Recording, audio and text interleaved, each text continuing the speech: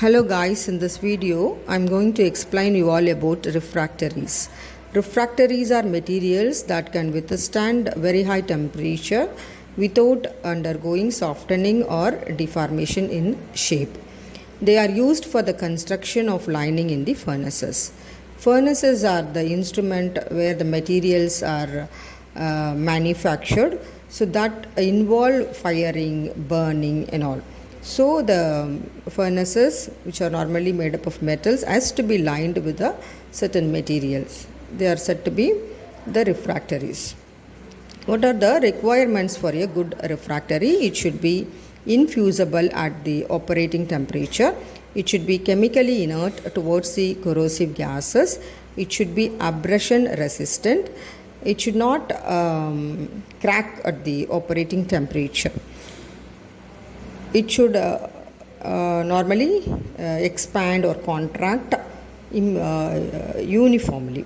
Okay, and it should have high refractoriness. So that means it should withstand very high temperature.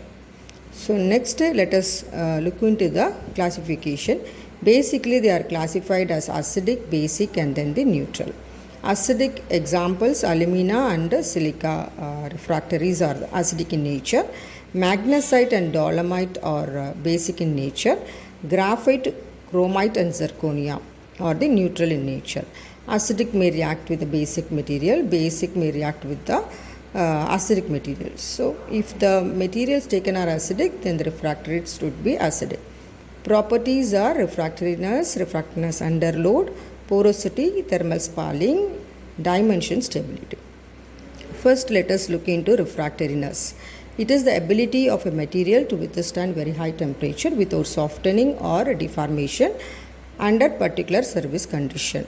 This refractoriness, it can be measured as softening temperature, which is expressed in terms of value or a number that is known as PC value, pyrometric cone equivalent value, and this number is actually representing the softening temperature.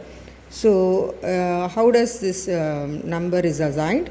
So that we are going to see now. Okay, the test cones are prepared out of the same dimensions of the Seger cones. What are Seger cones? Seger cones are the standard cones whose PC value is already fixed. Okay. Then the test cone is placed in an electric furnace along with the standard cones, that is Seger cones, and the furnace is heated at a rate of 10 degrees Celsius per minute. The temperature at which the apex of the cone, that is tip of the cone, touches the base is taken as a softening temperature. So look at here, three cones given. Let the red color cone and the black color cone be the Seger cones whose PC value is already fixed. Okay, 33 softens earlier and 35 will soften later. So if your test cone is softening in between these two, its number should be the average of the numbers of the Seger cones. So test cone is kept along with the standard cones and heated at a rate of 10 degrees Celsius per minute and then observed. Then PC values are fixed and the temperature at which the apex touching the base is taken as the softening temperature also. And this is how the refractoriness measured. Next, refractoriness under load. So generally the softening temperature may decrease with the increase of the load. So we should know how it is reacting under load also. REL test is conducted by applying a constant load of 3.5 or 1.75 kg per centimeter square to the test refractory specimen, which is made out of a dimension base 5 centimeter square and height 75 centimeter and heated in a furnace at 10 degrees Celsius per minute. The temperature at which 10% deformation occurring. So that is taken as the REL value. Next, porosity. Porosity is defined as the ratio of pore volume to the bulk volume.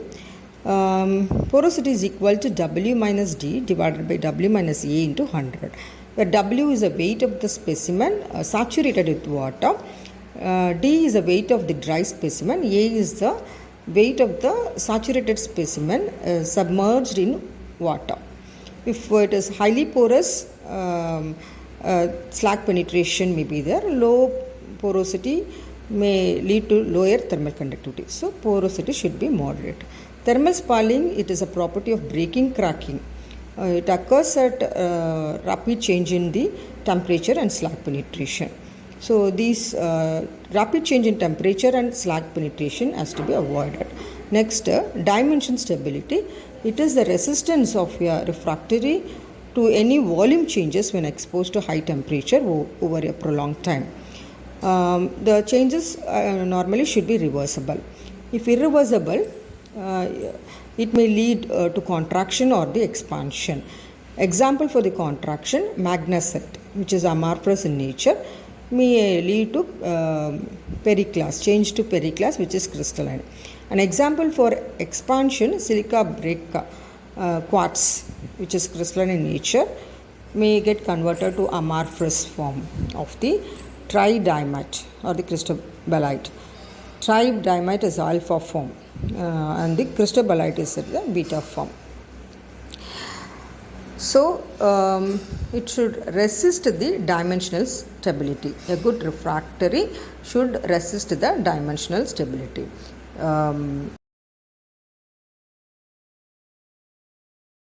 Changes should be reversible. If it is expanding, then it should come back. It should contract again. So a good refractory should be highly stable.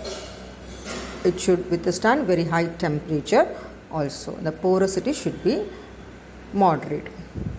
What are the general methods of manufacture of refractory? Grinding, mixing, molding, drying. So grinding is a process where the fine powders are made and then mixed with the binding material, then molded. So molded can be done manually or using machine. So molding with the machine will give you lead to high strength and high density product. Then drying and then firing has to be done at the last to improve the stability.